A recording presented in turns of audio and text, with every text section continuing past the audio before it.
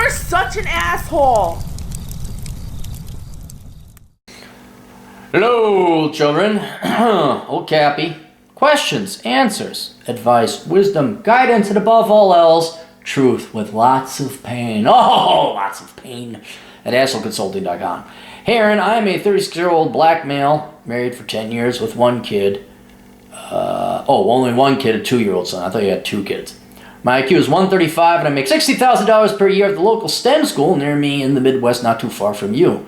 I was red pill in college before marriage. My gut told me something was off about these Gen Y women. Are you Gen Y? You're kind of more, Just throw in with us in Gen X. Just say you're Gen X so you have a reputation. You don't want to be a millennial.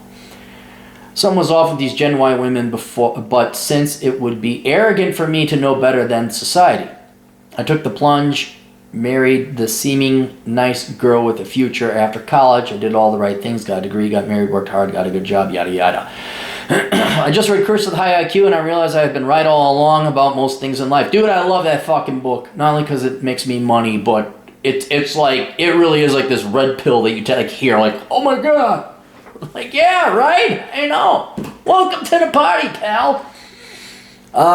The Curse of the High IQ explained why it was hard to work with dumb bosses. It also explained when I finally got my turn at management, I became such a superstar. The same dumb bosses were actually threatened by me. Yep. When I read through Bachelor Pad Economics, it perfectly explained why marriage has been tougher than necessary, and why the wife has spent so much time pursuing a worthless degree, and why she's entertained by whatever Kim Kardashian is doing next, rather than finding work and being productive. Yeah, because I'm going to be honest with you. Your wife is lazy, because we're going to go a little bit more into her. She's lazy. So lazy, the L word. And it's sad, but yeah, and then most people are lazy. I don't know, at your age, I'm assuming she's around your, are women in their 30s still listening to Kim Kardashian and like tune into The View and stupid shit like that? I don't know, my girlfriend doesn't. I wouldn't lie, I know this sounds horrible, not libertarian. If I ever found her walking, I'm like, no. We're having a chat and we're going to decide whether we're going our own ways if you're watching The View or Kim Kardashian.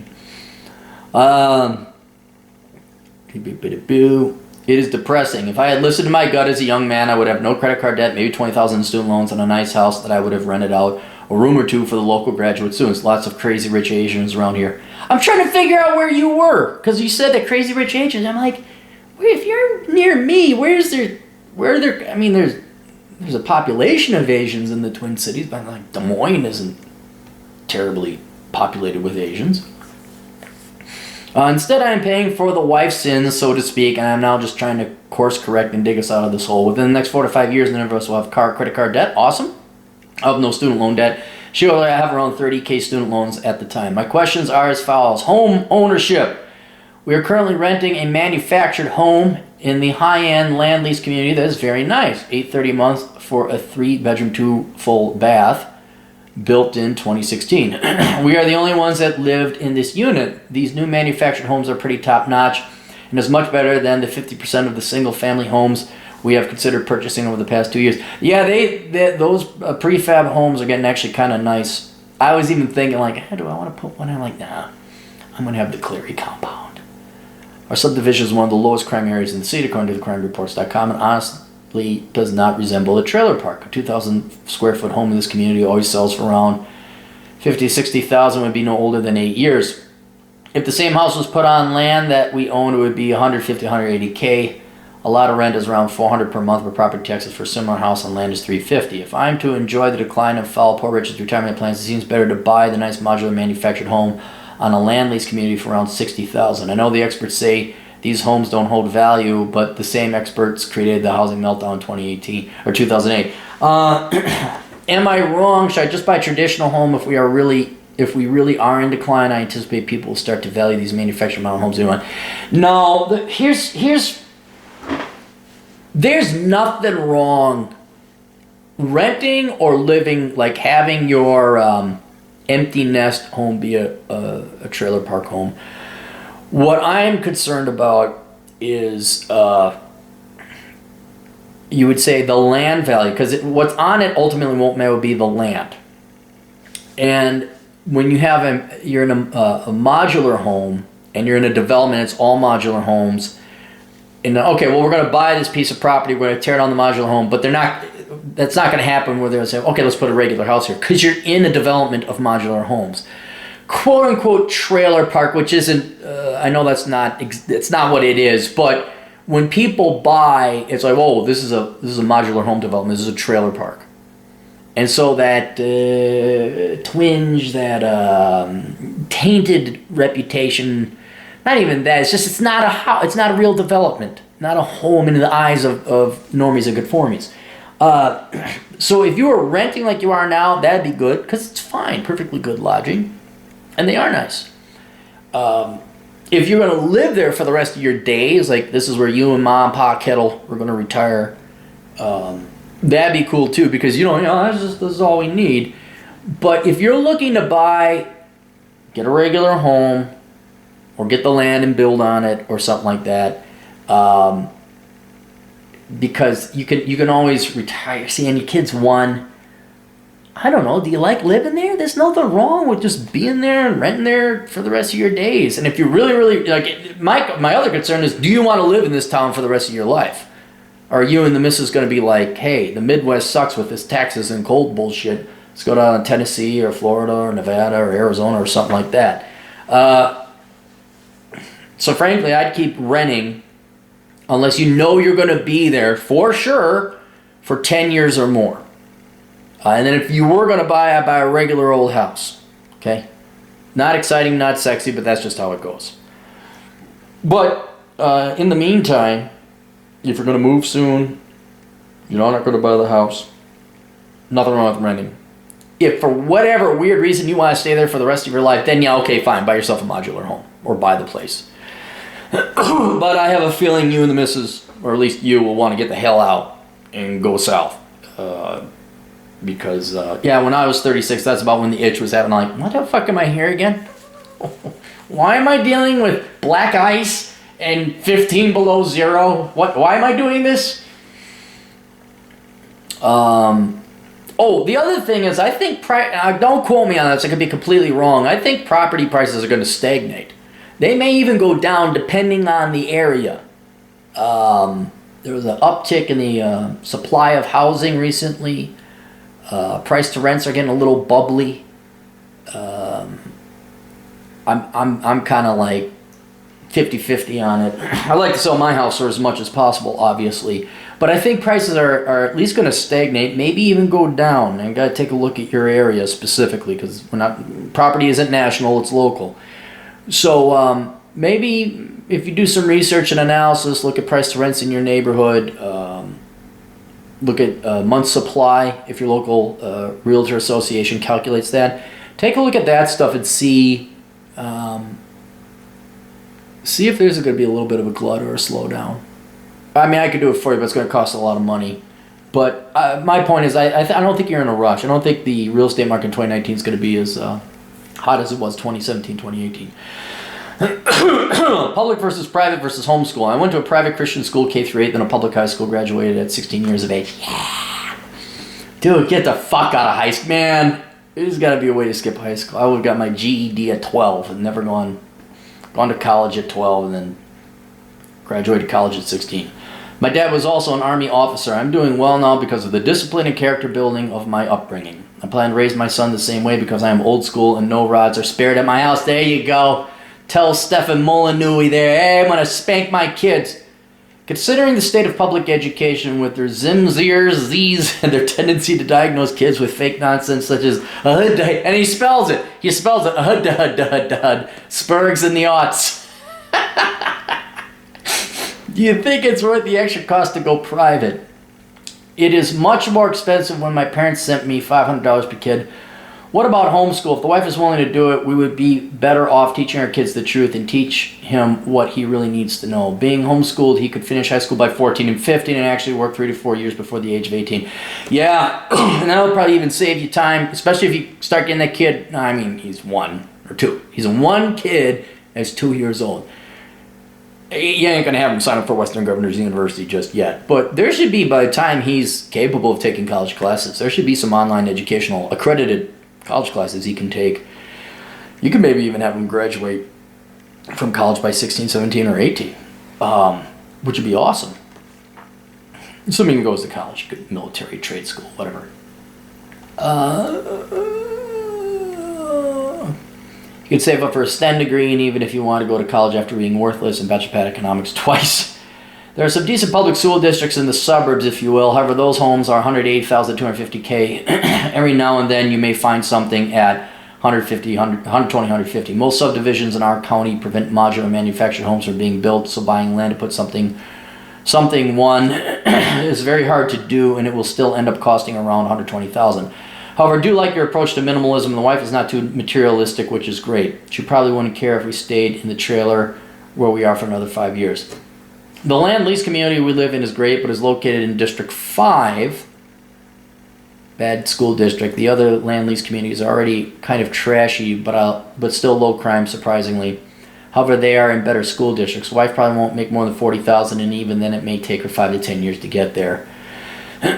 Don't want to do real work. Of course not! Of course not!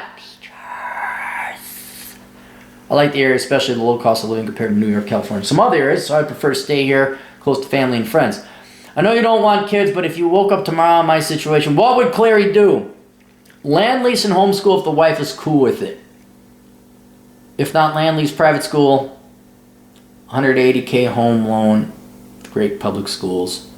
Move, but to where? I know you're an outdoor person, but that isn't my thing. I moved to Las Vegas. That's where I would go.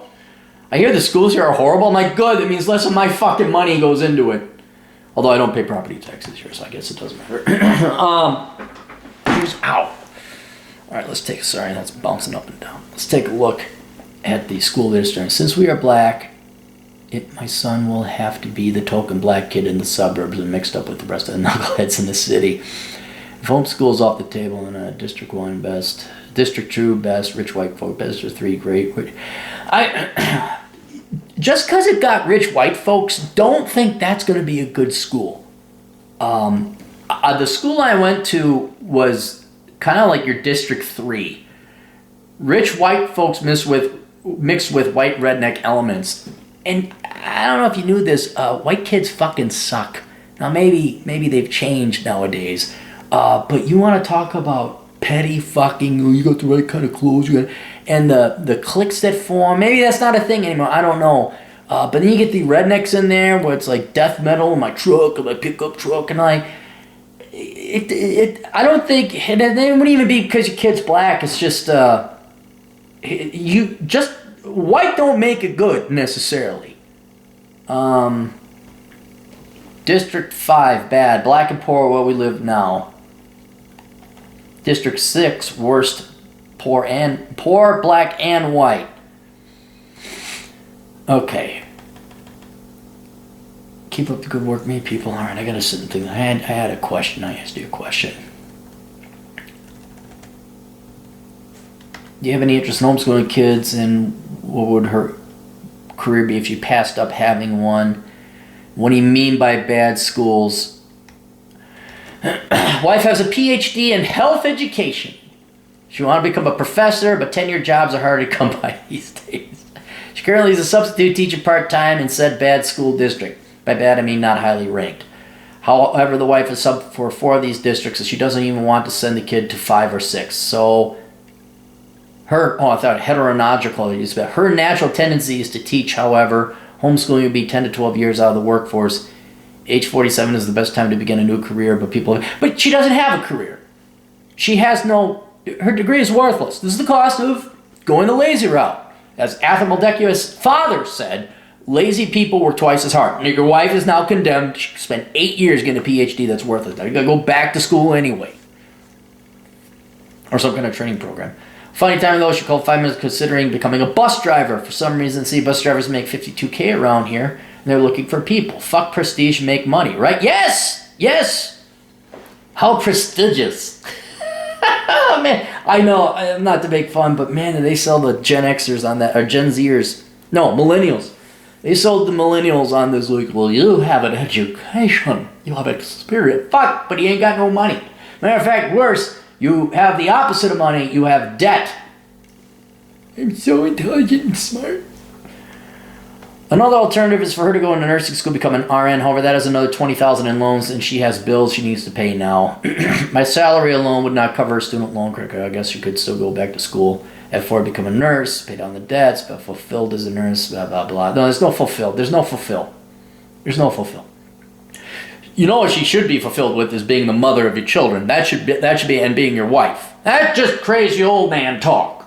Well, dang, back in the 1920s, women stayed at home, supported the family. What was that actor's name? He was always in the Western. His name was like Gippy. He was always played opposite of John Wayne. Whoa, Duke, I don't know what you're going to do.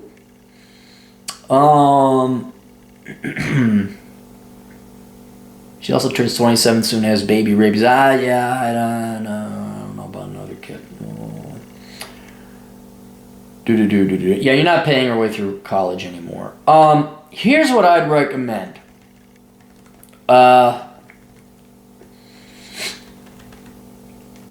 This is going to be surprising coming from me. In the Twin Cities, all the Swipple white women. We gotta get into good schools. We gotta get into good schools. We gotta get into good schools. Oh my God, good schools. Good. I'm not kidding. Look it up on a map. There's a town called Plymouth. There's a town called Wayzata. And then there's the border. And the housing prices jump like 15%. Because on that side of the road, you're in the Wayzata district. And on the other side, you're in that horrible Plymouth. Plymouth is a upper middle income suburb. There's nothing wrong with its schools.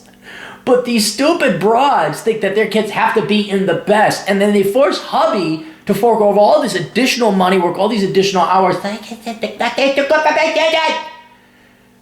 So, and then there's like, not to bore you with Minneapolis geography, but there's like towns like Fridley, or Brooklyn Center, or Brooklyn Park, or as they call it, Brooklyn Dark. And New Hope, which is also called No Hope. And Vadnais Heights, which is called Badass Heights. And it's overkill. These are not bad neighborhoods. They're blue collar. They're perfectly fine. And so when I hear bad schools, I'm like, okay, are there shootings? Is this the south side of Chicago? Or is it just not as good? Like they don't all get brand new apples. Okay? And I'm not talking the edible ones. I'm talking the expensive ones. And so even though your wife has worked there, what I'm going to recommend you do with the kid, and here's another thing, that school district could change. Your kid's only 2 years old. You know, you got 3 years before kids in kindergarten. Yeah, it could change. You know, wait and see would be one approach. But I would still send the kid to District 5. Okay? Just, you know, how, and what I realized, this I know sounds odd, but when I taught dance class, I would go to some of the worst, some of the badder schools, not the worst, but some of the worser ones. Things were clean, teachers were there, kids were well behaved. Yes, there were probably more fights statistically speaking, but it's not like, oh, you go to, like, for example, Harding High School in St. Paul. It's not one of the best high schools, but it's all right. It's not like they don't have AP chemistry and AP calculus. It's not like the educational opportunities aren't there. It's just that the other kids, you might get in fights, there might be drama and bullshit. So I kind of view most schools very universally acceptable because of the opportunities they're going to present to your son. And if you're a good parent and you make your kid study, the opportunities at these schools are there for him or her to avail themselves of. And what you see is like, oh, they're good schools. That's standardized student performance.